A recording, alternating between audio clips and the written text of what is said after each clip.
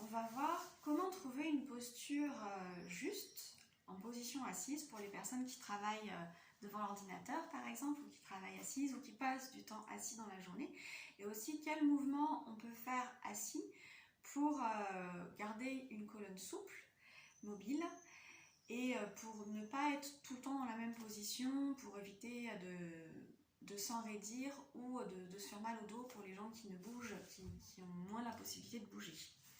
Donc déjà, l'idée, globalement, dans ce qu'on va rechercher, quand on est assis, c'est d'être posé sur nos ischions. Les ischions, c'est les os qui sont sous les fesses. Donc vous pouvez commencer par mettre vos mains sous vos fesses et aller chercher les deux os, les deux ischions, qui font mal quand on fait du vélo, par exemple, quand on n'est pas habitué aux salles de vélo.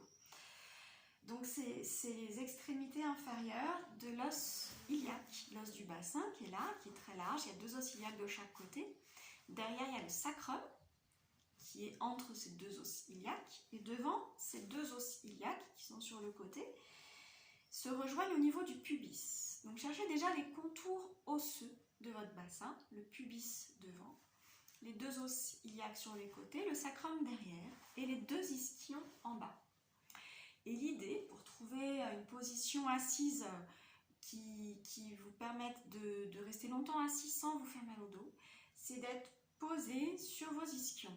Les épaules et la tête restent alignées par rapport à vos ischions. Si vous êtes ici, alors je m'avance un peu, si vous êtes là par exemple, là je creuse le dos et les tensions au niveau du dos vont me permettre de maintenir la position assise. Si je suis là, le dos il est rond, la tête la nuque elle va être plus courte, resserrée, et ça va être plus contraignant pour les cervicales. Donc là je fais des grosses différences, mais parfois il suffit d'une petite différence par rapport à la position neutre. Une petite différence, si elle est maintenue 2 heures, voire plus, elle peut faire beaucoup de différence sur le vieillissement de notre colonne ou sur les inconforts du quotidien, sur les douleurs du quotidien. Donc l'idée petit à petit, ça va être de retrouver une posture alignée par rapport à nos ischions. Et aussi une autre image qu'on peut avoir, c'est sentir le périnée, donc l'espace entre le coccyx, le pubis, l'espace entre les deux ischions, et sommet de la tête qui est aligné par notre périnée. Voilà. Et quand on est dans cette posture-là, c'est que petit à petit, c'est notre squelette qui nous porte. C'est trouver l'alignement de notre squelette où il y a le moins d'efforts possible à faire. Donc quand on a des attitudes qui sont figées, habituelles depuis des années, on ne peut pas du jour au lendemain revenir dans cet alignement-là. Si on se tient depuis des années comme ça ne sert à rien de forcer pour trouver un alignement juste. L'idée, c'est de faire des assouplissements, des mouvements pour petit à petit rechercher cet alignement. Et il faut aussi garder l'idée que cet alignement, cette posture juste, elle est sans cesse en mouvement. C'est pas un jour on trouve la posture idéale. Il n'y a pas de posture idéale. Notre corps, il évolue, il change, et la posture aussi. Donc le fait de rester toujours dans cette interrogation, où c'est la position juste pour mon corps, là où je fais le moins d'efforts possible, comment me positionner pour aligner, pour me poser sur mon squelette sans faire moins d'efforts. Le fait de rester dans cette interrogation va nous permettre d'adapter notre posture en fonction de ce que l'on vit, et que notre posture ne reste pas figée. Parce que parfois aussi, il y a des personnes qui paraissent très droites, mais avec un axe rigide. Et là, ce qu'on cherche, c'est une posture neutre, enfin la position la plus juste possible, alignée par rapport au squelette, mais toujours avec souplesse, tranquillité. Voilà, donc là maintenant, on va faire des mouvements en position assise, qu'on peut très bien faire quand on est au travail. On va faire des mouvements pour aller petit à petit venir facilement, sans y penser, dans cette posture juste. Donc au début, vous pouvez toujours garder les mains sous vos ischions, chercher à sentir les ischions, et vous allez commencer par avancer les ischions sur vos mains. Voilà, et regardez pas forcément le mouvement que je fais parce que vous n'allez pas forcément faire le même mouvement que moi. Il y a plusieurs manières de faire ce mouvement-là. Vous avancez les ischions sur vos mains et revenez droit. C'est où droit pour vous? C'est quoi droit? Les deux ischions avancent et revenez juste droit. Et cherchez à sentir ce qui se passe dans votre dos. Que fait votre dos quand les ischions avancent? Est-ce que le dos s'arrondit? Est-ce que c'est tout le dos qui s'arrondit? Est-ce que c'est que le bas du dos? Est-ce que le dos reste droit et tout le corps recule? Et que fait la tête? Voilà. Recommencez plusieurs fois le mouvement et à chaque fois revenez juste droit. Et cherchez à faire une amplitude qui est vraiment facile pour vous. L'idée, c'est pas d'aller forcément au maximum, de faire des grands mouvements. L'idée, c'est juste de prendre conscience de ces ischions. Quand vous bougez ces ischions, vous bougez votre bassin, les os iliaques, et observez ce qui se passe dans l'ensemble de la colonne vertébrale. Comment est votre respiration? Et faites une pause, enlevez les mains.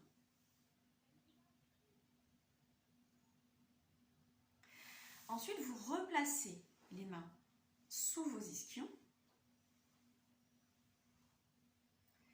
Et maintenant, vous allez reculer les ischions. Donc oui, je n'ai pas dit au début de la vidéo, mais c'est mieux de faire ça sur une chaise plutôt ferme avec un coussin quand même, sinon vous allez avoir mal aux mains.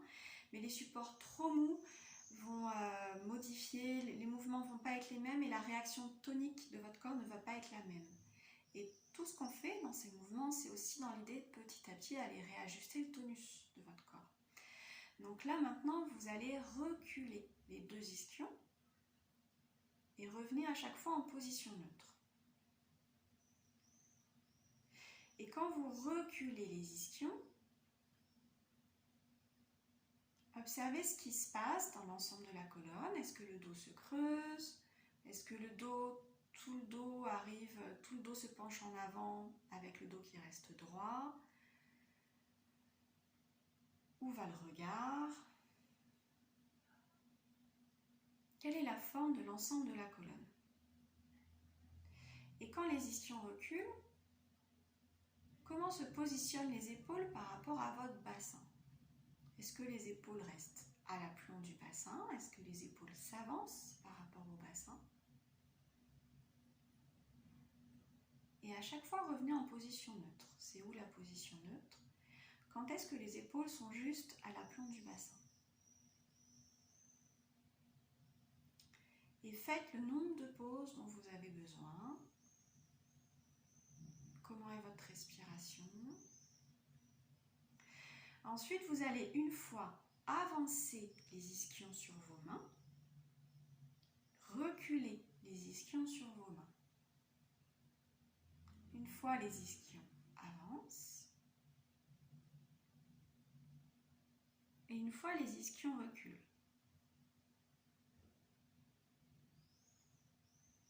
Quelle est la forme de votre dos dans ces mouvements-là? Et est-ce que c'est plus facile pour vous d'avancer ou de reculer vos ischions?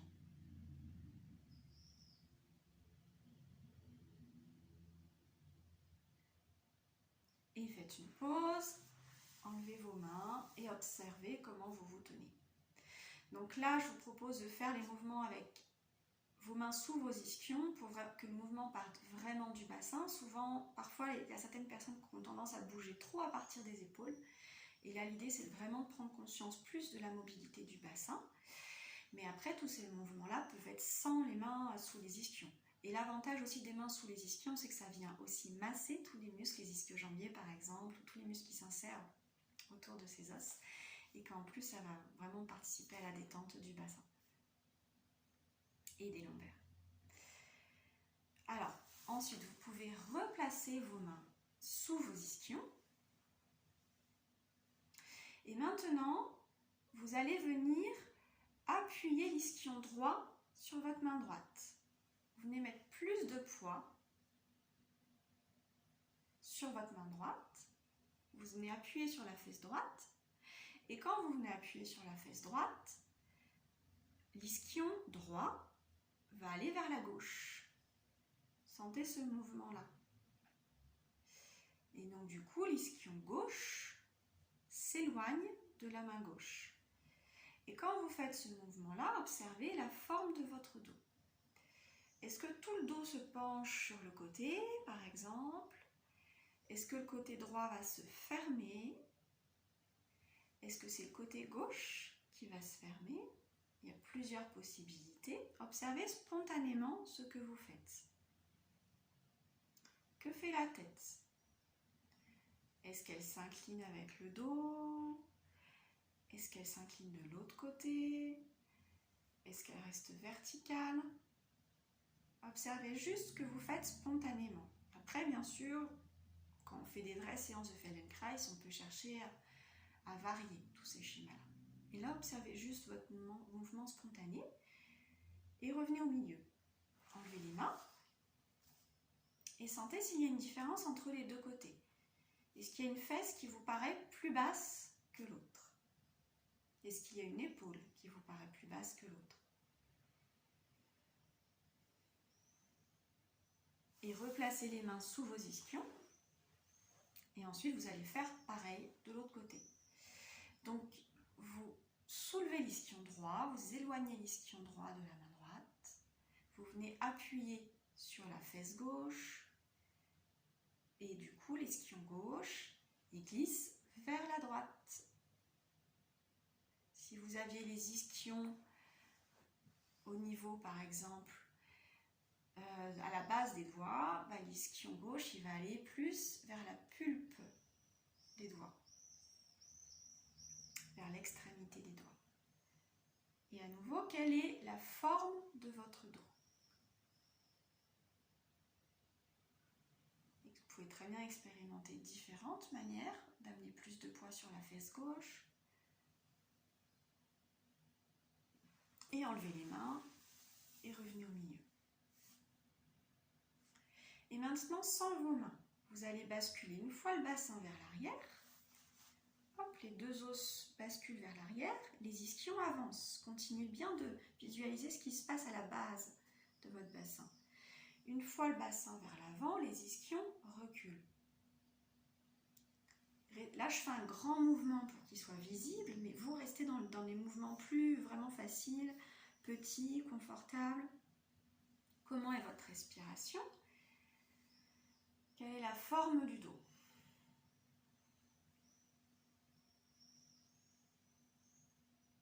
Où va le regard? Est-ce que le regard reste fixé devant vous, même quand le bassin recule, par exemple?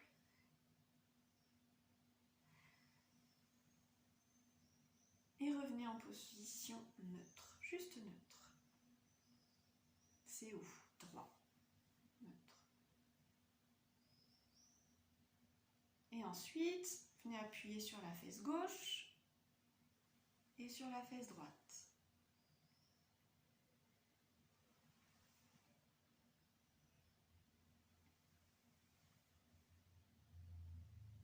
Et après, vous pouvez varier les rythmes, faire des petits mouvements plus rythmés. Poum, poum, poum, poum. Si c'est facile, restez toujours dans ce qui est facile pour vous. L'amplitude confortable avec le moins d'effort possible. Voilà, côté, côté, côté, côté et droit. Et faites des pauses avant de sentir la fatigue. Avant, arrière. Petit mouvement plus rythmé. Et droit, juste droit. Et ensuite, si c'est possible, peut-être pas dès aujourd'hui, dessinez des cercles avec les ischions sur la chaise dans un sens, dans l'autre sens. Et visualisez bien le dessin de vos ischions dans un sens, dans l'autre sens. Et quelle est la forme de votre dos? Comment votre dos accompagne le mouvement de ces ischions? et revenez juste